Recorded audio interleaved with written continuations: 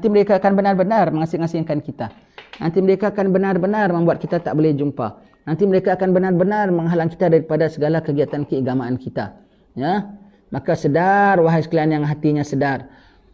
Cari jalan untuk tetap bersatu. Macam mana?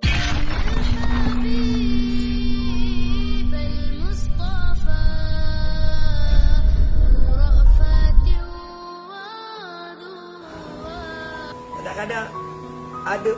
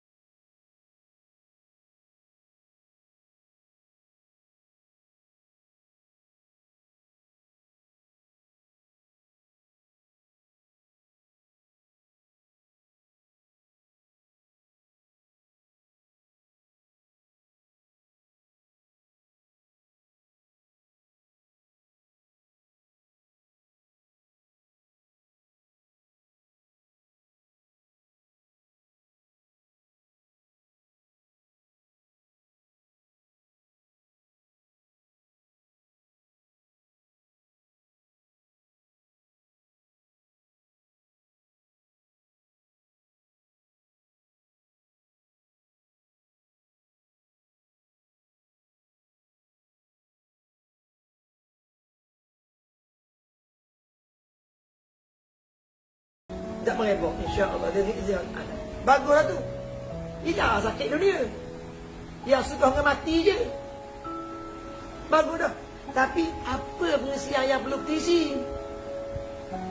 Dalam uzlah, dalam khulwah yang diatur oleh Allah itu. Kita beriman fikir situ.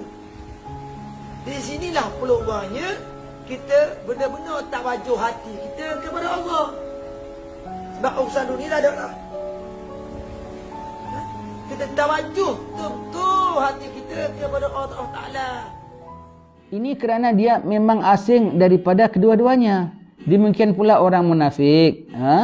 Tidak akan menetap bersama kaum muslimin terus menerus. Ada seketika-seketika dia dengan geng-gengnya yang jahat.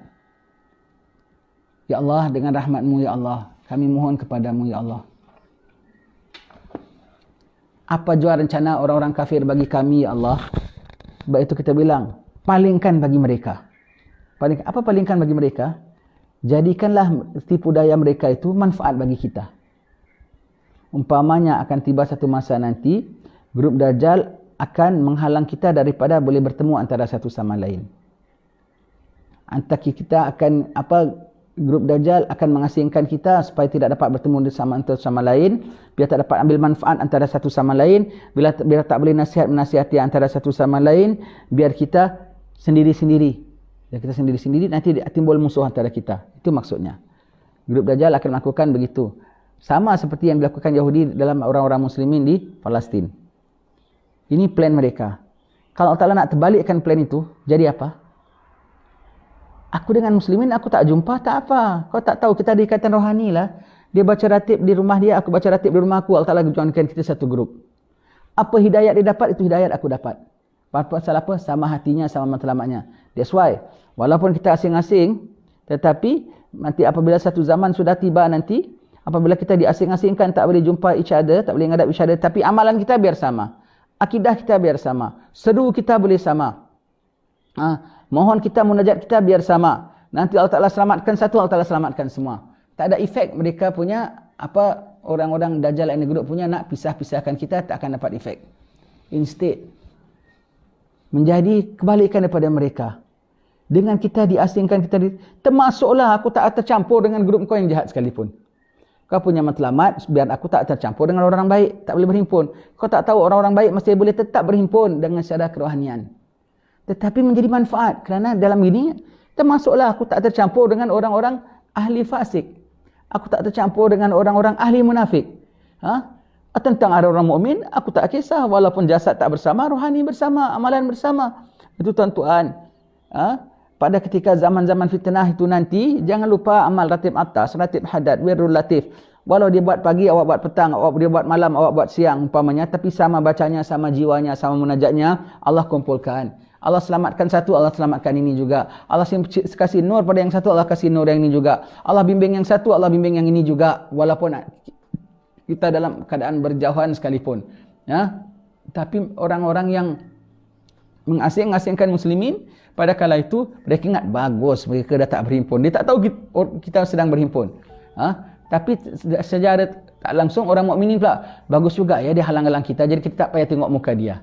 Jadi kita tak payah mingle dengan orang-orang seumpama dia. Sebab kalau dibebaskan kita campur dengan mereka juga tak tercampur. Terikut kegiatan mereka juga tak terikut. Rupanya kemanfaatan bagi diri kita. Ingat, apabila tiba waktu fitnah, apabila Dajjal and the group nak mengasing-asingkan kita, nak menjauh-jauhkan kita, kita tetap ada penjalinan kerohanian. Kita masih berjemaah dalam kerohanian, dalam seruan, dalam mohon kepada Allah Ta'ala. Mesti ada. Mesti ada. Jadi, batal. Begitu ya.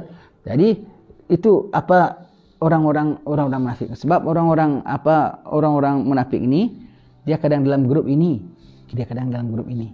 Dia kadang dalam grup ini, dia kadang dalam grup ini. Maka, cip munafik akan segregatekan. Yang dalam grup-grup yang baik ni pun orang tak boleh jadi nama grup baik. Tak boleh nama grup baik. Tapi dalam masa yang sama, ada same time kita juga tak boleh tercampur dengan grup yang jahat. Ada kemanfaatan rupanya yang mereka nanti apabila menghalang-halang muslimin daripada dapat bersatu, rupanya ada manfaat besar.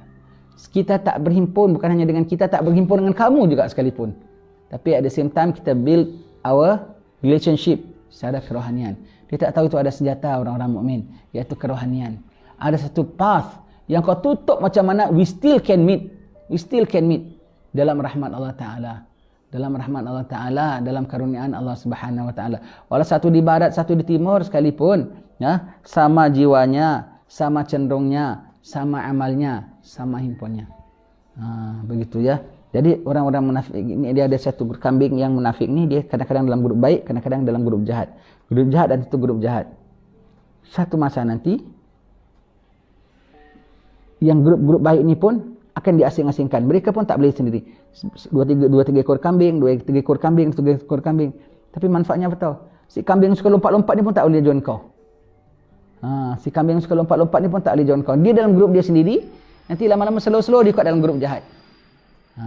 Begitu ya. Begitu. Anda faham ya, ini hadis Nabi punya maksud cakap ya. Begitu ya.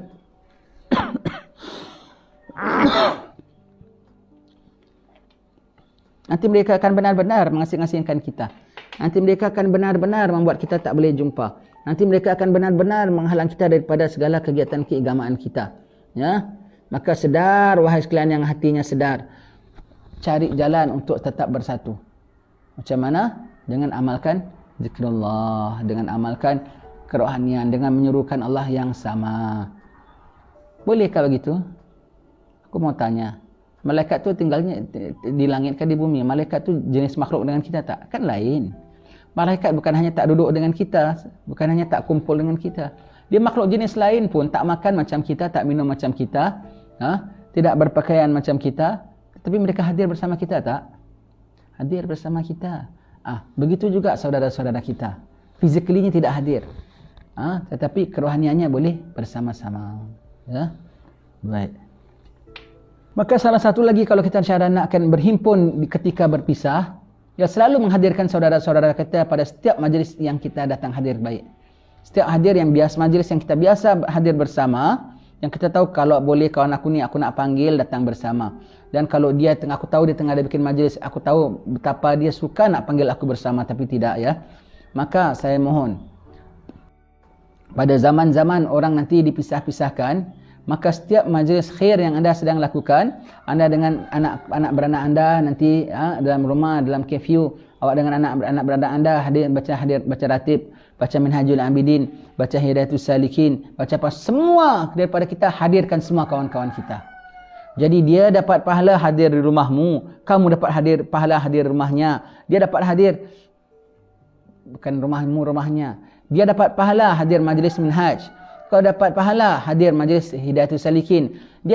Kita semua dapat pahala hadir ratib. Dia dapat pahala semua apa? Setiap orang menghadirkan kawan-kawan. Praktisnya sekarang ini tuan-tuan sekalian. Sekarang ini, tak tahu praktis ke actual. Kita sudah mula kena menghadirkan setiap sahabat kita dalam setiap acara kita. Kita buat apa yang dibuat oleh kawan-kawan kita. Kawan kita baca ratib dengan family, kita pun baca ratib dengan family. Kawan kita buka kitab dengan family, kita pun buka kitab dengan family. Kemudian lepas daripada itu, setiap daripada kita menghadirkan kawan kita sama-sama, menghadirkan kawan kita sama-sama, dia semua dapat manfaatnya. Boleh, itu salah satu cara menguatkan ukhuwah dan penjalinan secara kerohanian. Begitu ya. Tapi orang kafir bikin gitu, mereka sangka ada manfaat bagi diri mereka. Rupanya manfaat masih tetap bagi diri kita kalau kita pandai gunakan. Penjalinan kita kau jangan bimbang, Allah tetap menyatukan kita. Dan satu keselamatannya apa? Aku tak campur dengan kau pun. Alhamdulillah. Aman damai tak kalau ketika itu orang-orang mukmin? Akan aman damai. Kenapa? Dia terhalang daripada campur dengan kawan dia, boleh campur secara kerohanian. Dan aku terhalang juga daripada campur dengan kau. Jadi terhalang juga campur dengan kau. Kena tahu make use of situation ya. Tahu situasi ini macam mana nak react, tahu situasi ini macam mana nak react. Akan datang satu masa nanti orang-orang kuncu-kuncu dajjal akan mengasing-asingkan mukminin ini. Akan mengasing-asingkan mukminin ini biar mereka tidak dapat berhimpun, biar mereka tidak dapat kuliah bersama. Semuanya begitu ya. Biar kita tidak dapat Jumaat dan jemaah bersama. Na'udzubillah min zalik, berlindung sama Allah Ta'ala. Apabila sampai masa itu, aktifkan kerohanian kita. Latih dari sekarang. Latih dari sekarang.